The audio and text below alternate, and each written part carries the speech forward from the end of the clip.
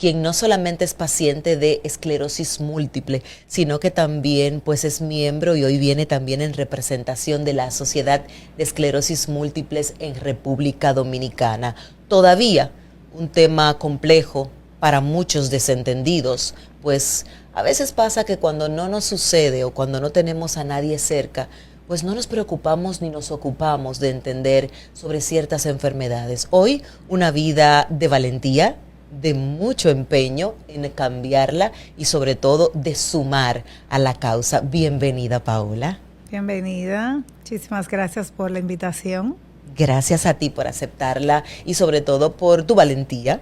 Te honro porque sabemos que vivir con un diagnóstico no necesariamente es cómodo.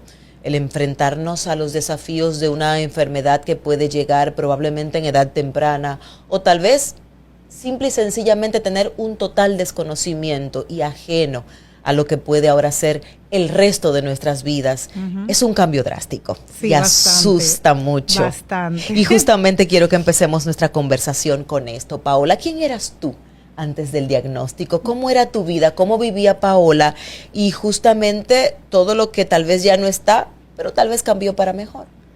Mira, Paola era una mujer extremadamente activa, extremadamente independiente, trabajadora, alegre, o sea, yo era una chispa viviente, yo era como que la chispa de la fiesta, todo, súper activa. Qué bueno. Y eso, ¿cuándo te llega ese diagnóstico? Tras esto, ¿cuáles fueron esos primeros síntomas? Que obviamente empezaste a notar algo no está bien, no siento que estoy siendo esa chispa, no siento que estoy con la posibilidad de seguir sintiéndome como yo soy. Lo que pasa es que, ¿cómo te digo? Mi primer síntoma fue luego de yo dar a luz a mi segundo hijo.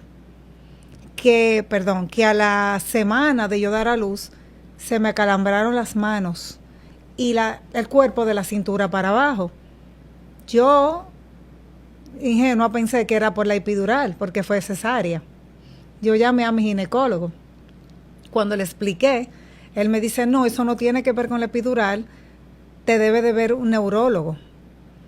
Cuando voy al neurólogo, que ya yo conocía, que le voy a explicar el por qué yo lo conocía, que está conectado, tiene que ver. Correcto. Desde que yo le explico lo que estoy sintiendo y se suma que estoy acabada de dar a luz, él me mira y me dice, yo creo que yo sé lo que es. Lo interesante de conocerte, mira cómo tengo la piel de gallina, porque a veces estamos tan de espaldas a las cosas. Así y ese es. Concepto tan vago de a mí no me va a pasar. A mí no me va a pasar, a mí no me puede tocar, o no hay forma que me llegue, o simplemente a mí no me va a pasar. Y eso hace que muchas personas descuiden su salud, no hagan evaluaciones regulares de ciertas cosas, o simplemente no se empapen de información. Tú, desde una necesidad social, apoyabas a una familia. Sí. Tal vez aún con padres médicos, pues tenías el concepto y el conocimiento, pero vivirlo es otra experiencia. Es totalmente diferente. Explícanos un poco qué es la esclerosis múltiple como enfermedad, cómo se vive, la definición, qué se entiende por esta situación. La esclerosis múltiple es una enfermedad autoinmune, donde tu sistema inmunológico se confunde, por así decir. Tú sabes que el sistema inmunológico está para atacar a los virus y de ayudarte. ¿Qué pasa?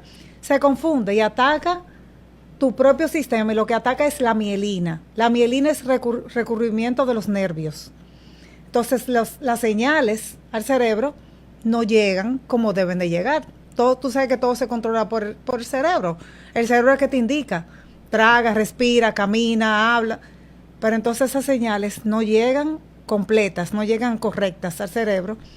Dependiendo de donde tú tengas el ataque, de ahí depende el síntoma que tú tienes. Correcto. Bueno, muy parecido al lupus, de hecho.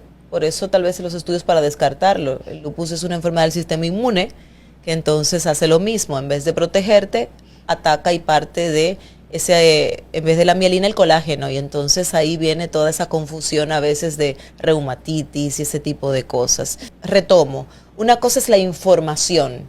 sé de qué se trata, conocí, vi pacientes, pero empieza tu propio proceso. No, ¿Cómo fue? Yo al principio, cuando lo leí, yo me quedé en shock. Porque, ojo, yo tenía, ya cuando vine a tener el diagnóstico, yo tenía tal vez 3 semanas de parida. Yo tengo un bebé recién nacido. Yo veo que tengo una enfermedad incurable, que yo sé lo que es y yo sé cómo funciona.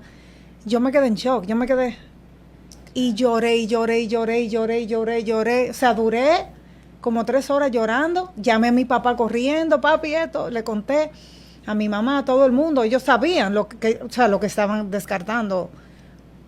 Pero yo me sacudí rápido. O sea, yo me paré y dije, bueno, ya está ahí, ¿qué voy a hacer?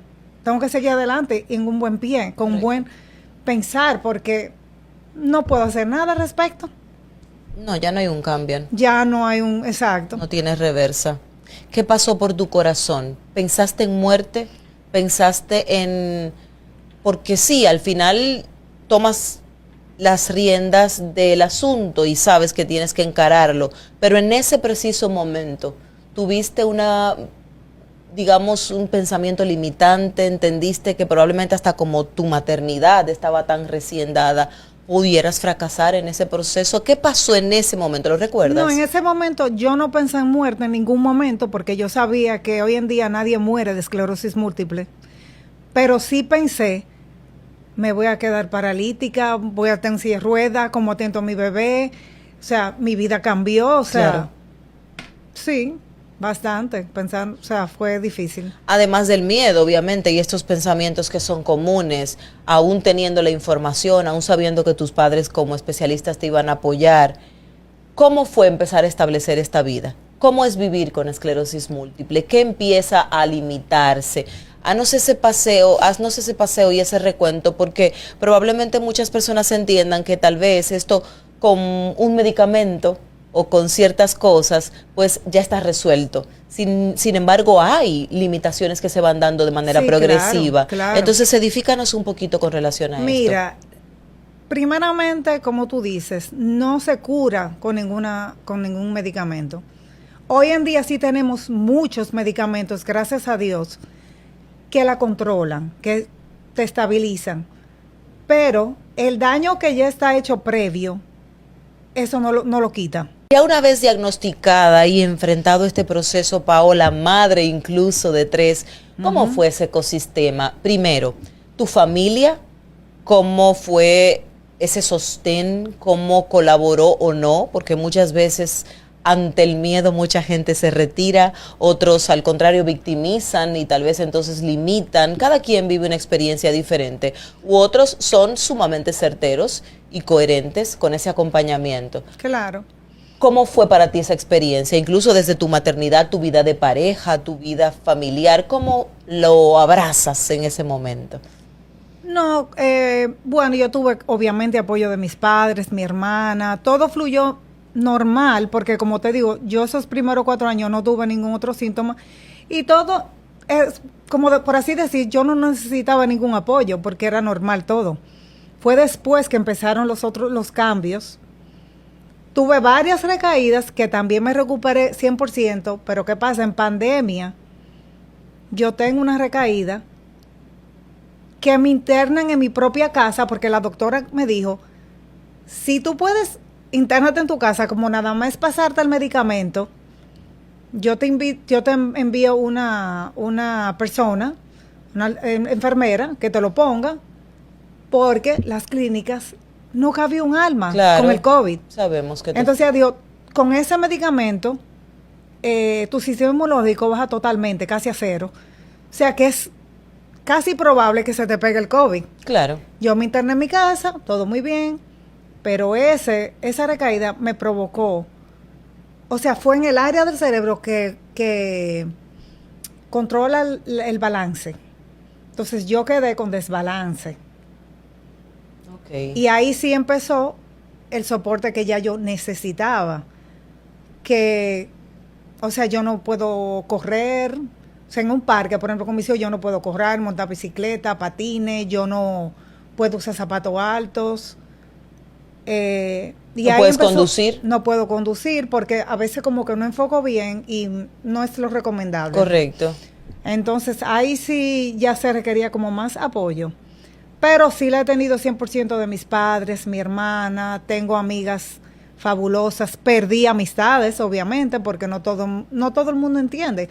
Mi vida cambió, ya yo no puedo ser la Paola que era al principio, que estaba en todos los coros, bailando, gozando. Yo bailo un poquito, pero yo me canso y me tengo que sentar. Correcto.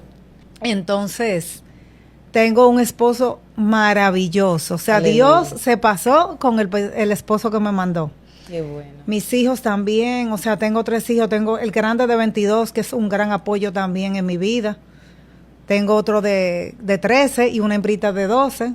Llevado a un lenguaje natural, ¿no? Para que no tenga tanto miedo la gente de acercarse, en especial a Ana Laura Luciano, que me recibió esa convocatoria tan interesante y me conectó contigo. Cuéntanos un poquito de la asociación, desde dónde está formada, cuántas personas tiene y sobre todo las actividades que hace para apoyar. Sí, mira, Renacer es nuestra fundación. Nuestro presidente es Roberto Rodríguez y nuestra vicepresidenta Rosmeris Mejía.